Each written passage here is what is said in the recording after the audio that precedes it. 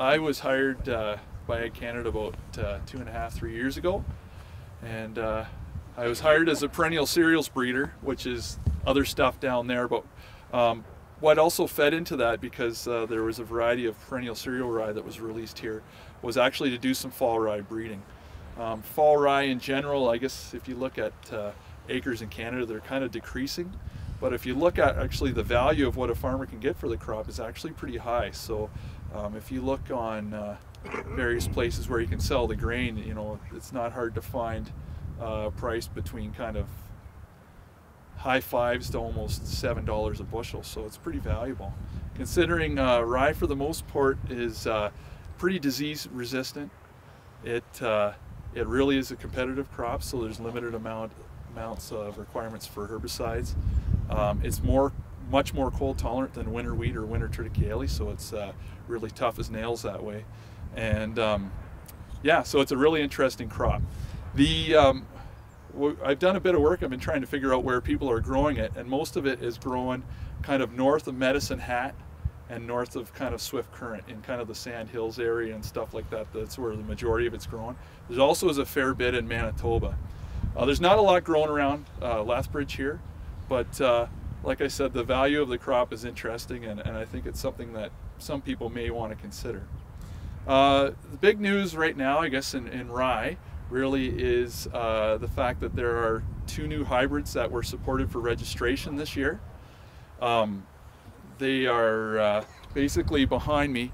The hybrid ryes are basically developed similar to canola, where they are it's a cytoplasmic male sterility, and so yeah, the F1s, so the hybrids are quite productive, and I have done looking into it a little bit. If you were to keep the seed, grow it the second year, the actual grain yield falls off significantly, so it's not really something that you'd want to do. Kind of similar to canola. So basically, to walk through this stuff, I don't know if you want to get muddy, but we can kind of walk into it here. What I have here is a number of the ryes. They're from KWS, which is a German plant breeding company. Basically what we have here is all these lines here are basically in the co-op. What you'll see, so this is, you remember from the growth regulator study that Brian had, this is Hazlitt here, okay? You can see it's a little taller, and then these are a number of the hybrids along here. What you'll notice is, and especially once they start to head out and elongate, that they're very uniform. So that's quite a nice thing. They're a lot shorter, so on average they are about 10 centimeters shorter than Hazlitt, about 1 meter tall, which is a big something producers are interested in. Obviously, they'd like it to be a little bit shorter, less straw, but the yield is quite significantly better. So on average, better than what's out there, 35% better. Up at Lacombe, from the co-op trial, and this is small plot stuff, they hit 200 bushels. So you're talking quite large yield.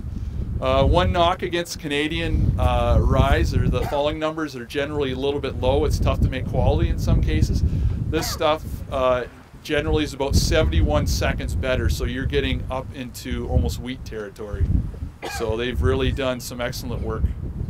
The cold tolerance for this stuff, what we found is, for the stuff that was registered, at least, is equivalent to what the Canadian ryes are, so better than winter wheat, better than winter triticale. Yeah, that's essentially it. From my perspective, for my program, I'm focusing on open pollinated ryes. That's what I'm kind of working on. I'll leave the hybrid rye to the other companies. I think there is really still is a use for new open pollinated varieties. I'm focusing on improving some of those weaknesses, so bringing the height down in the open pollinated ryes, more similar to what the hybrids are, as well as improving the falling number. Yeah. One thing a lot of people have commented on, and I guess you don't see, rye is incredibly early heading out. It's a fantastic crop. It's also finished earlier than winter wheat, so you can spread out the work quite a bit that way. It's a pretty neat crop. The management for rye is always interesting. It goes from guys putting absolutely nothing on it, nothing, zero, and getting, if you look at the average for rye yields in Western Canada, it's 40 bushels to the acre, because you get guys putting nothing on it. You talk to some guys, they'll go all the way up to variable rate fertilizer applications and getting easily 70 to 80 bushels an acre. Yeah, so it really is, it's quite an interesting crop from a management perspective. A lot of different views on how to deal with it. One interesting thing I'll say about rye, and this doesn't necessarily speak to grain yield, but if you'll notice, there's a lot of producers in I guess Eastern Canada and the US. What they'll do with rye is they'll actually grow it to the boot stage, take it off as silage, and then plant soybeans into it. And that works quite well. People are always talking about rye, oh, there's allelopathic effects. Well, yes, but not generally on larger seeded crops. So that's one thing people start talking about. To be honest with you, I think for the most part it's relatively overhyped. The allelopathic effects can be something that are actually really useful, and to harness that in your system, I think is kind of important. So yeah, that's essentially the hybrid ryes. I'd like to mention too, there's one company that actually has licensed the one variety Brasetto, and that's FP Genetics. And so the two guys from FP Genetics are here. So if you have any questions to them about the hybrid ryes, I believe there's limited quantities of seed of the new hybrids out this fall. If you wanted to take a look at it, they'll be able to answer all your questions from that perspective. Is there anything being done from a market development perspective? Well, so you know what, that is the major knock against rye, is there's limited marketing. And so you're talking from the hybrid perspective, Either or rye in general? Yeah, if the crop would grow acres, I mean, is there anybody working on market development? No. But I will say this, one interesting thing about rye too is the price is high because there is demand, whether it's for quality, for fruit grade quality. But the big talk in crops, and actually is quite interesting, is cover cropping. And cover cropping acres in Eastern Canada and the US is growing by over 300% year on year. So it's, and the main use for cover cropping is rye. And so a lot of the OP stuff from producers around here is actually heading east. Yeah, so it's a pretty interesting crop. There's a lot you can do with it. So, yeah. You mentioned in your program you were going to work on height and quality, or are you also working on ergot issues? Yeah, thanks for that, Ken. Yeah, so we, with Kelling Turkington up in Lacombe, we've actually started a ergot nursery up there. So basically one thing, the perennial cereal rye, the first iteration of that was it produced ergot like you would not believe. So we just scalped all the ergot off that, and we have a nursery up in Lacombe where basically we're putting down 80 pounds to the acre of ergot sclerotia, and basically we're going to take a look and see if there's any genetic differences. From the literature, work done in Germany, they did find genetic differences. In talking to the Germans, they're quite interested in what we're doing here, and they may actually either pair up with us to grow that nursery, or actually adopt some of the things that we're trying to do. But it's the first year, and so hopefully we'll get some good results. Also paired in with that nursery actually is Fall Rye, but also winter triticale. We thought those were low-hanging fruit. If we can get the protocol down and stuff, it may grow into other things. I know I've been speaking with Rob Graff, and he was interested from that perspective as well. So. How about volunteering the following year? Does it take a while to... You know, I don't have a lot of experience with that. I know people do talk about that being one of the major issues with rye. To be honest with you, one of the best ways probably to manage that is just to have an effective rotation, in my mind. You know, being able to kind of clean some of that stuff out, perhaps spraying in the spring and stuff. So, yeah. Steve might have some experience. So what were you saying, Steve? No, I was just saying we use it in our pathways for in between our plots. Yeah. And if you don't kill it, it'll come back and right. back and back. Yeah. So then you got to spray it out? Yeah. Yeah. Pre-emergent herbicides help too, like using edge, that type of Edge, yeah. rotation. Yeah.